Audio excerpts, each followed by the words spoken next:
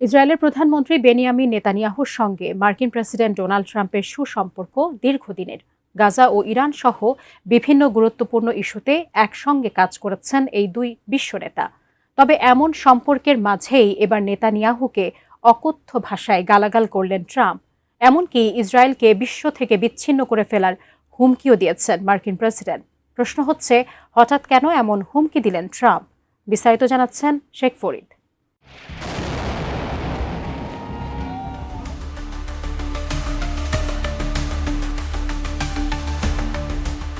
লেবাননে সামরিক আগ্রাসন বৃদ্ধির জেরে ইসরায়েলের প্রধানমন্ত্রী বেনিয়ামিন নেতানিয়াহুর উপর তীব্র ক্ষোভ প্রকাশ করেছেন মার্কিন প্রেসিডেন্ট ডোনাল্ড ট্রাম্প।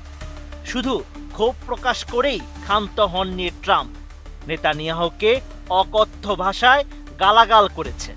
2 জুন এক প্রতিবেদনে এমন তথ্য জানিয়েছে মার্কিন সংবাদ মাধ্যম অ্যাক্সিওস।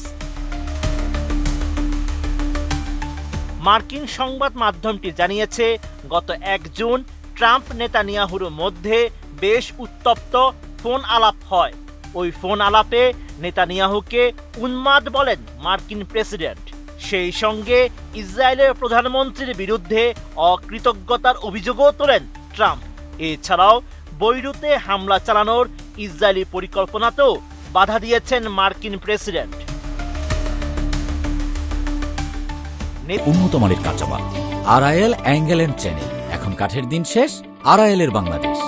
নেতানিয়াহুকে হুমকি দিয়ে ট্রাম্প বলেন, লেবাননের রাজধানীতে বোমাবর্ষণের হুমকি বাস্তবায়ন করলে আন্তর্জাতিক মহল থেকে সম্পূর্ণরূপে ইসরায়েলকে বিচ্ছিন্ন করে দেওয়া হবে।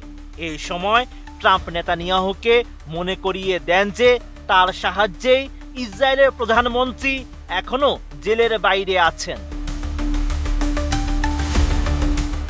নেতানিয়াহুর প্রতি ট্রাম্পের বক্তব্যের সারসংক্ষেপ তুলে ধরে মার্কিন সংবাদ মাধ্যমটি আরও জানিয়েছে, মার্কিন প্রেসিডেন্টের মতে নেতানিয়াহু বদ্ধ উন্মাদ। ট্রাম্প না থাকলে তাকে জেলে পচতে হতো। এখন সবাই নেতানিয়াহুকে ঘৃণা করে। এইসবের জন্য সবাই এখন ইসরায়েলকেও ঘৃণা করে। এই আলোচনা সম্পর্কে অবগত মার্কিন কর্মকর্তারা জানিয়েছেন, ট্রাম্প রীতিমতো নেতানিয়াহুর উপর ত্যক্ত বিরক্ত ছিলেন।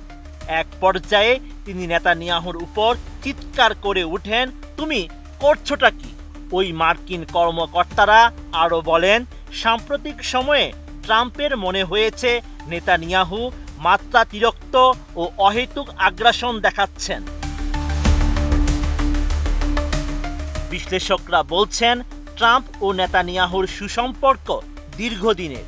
কখনো প্রকাশ্যে ঘনিষ্ঠতা দেখা গেলেও ব্যক্তিগত পর্যায়ে তাদের মধ্যে একাধিকবার মতবিরোধ ও উত্তেজনা তৈরি হয়েছে। ইরান সহ বিভিন্ন গুরুত্বপূর্ণ ইস্যুতে তারা একসঙ্গে কাজ করলেও অতীতে বেশ কয়েকটি কঠিন ফোন আলাপ হয়েছে। তবে অ্যাক্সিওসের দাবি, গত বছরের জানুয়ারিতে ট্রাম্প পুনরায় দায়িত্ব গ্রহণের পর এটি নেতানিয়াহুর সঙ্গে তার সবচেয়ে খারাপ ফোন আলাপগুলোর একটি। এদিকে ফোন আলাপ শেষে ট্রাম্প সেটিকে ফলপ্রসূ বলে বর্ণনা করেন এবং জানান, ইসরায়েলি সেনারা বৈরুতের দিকে অগ্রসর হবে না।